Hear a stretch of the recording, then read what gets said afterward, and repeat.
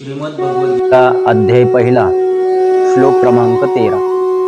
ततशंकाश्च भैरेश्च पन्वानक गोमुखाः सहसैवाभ्य हन्यन्त स शब्दोस्तु मूलोभवत्।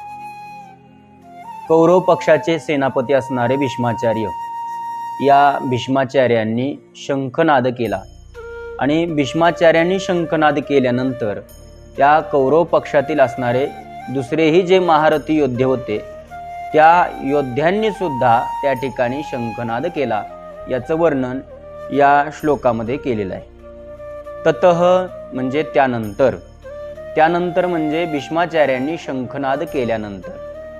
शंकाः अर्थात अनेक प्रकारचे शंख, च भैर्यः आणि नगारे, च पन्वानक गोमुखाः आणि ढोल, मृदुंग, शिंगे सहसा एव अभ्यहन्यन्त एकाच वेळी वाजू लागले। स शब्द तुमुल अभवत, तो शब्द अतिशय भयंकर होता। अशा प्रकारे संजय धृतराष्ट्राला सांगत आहे।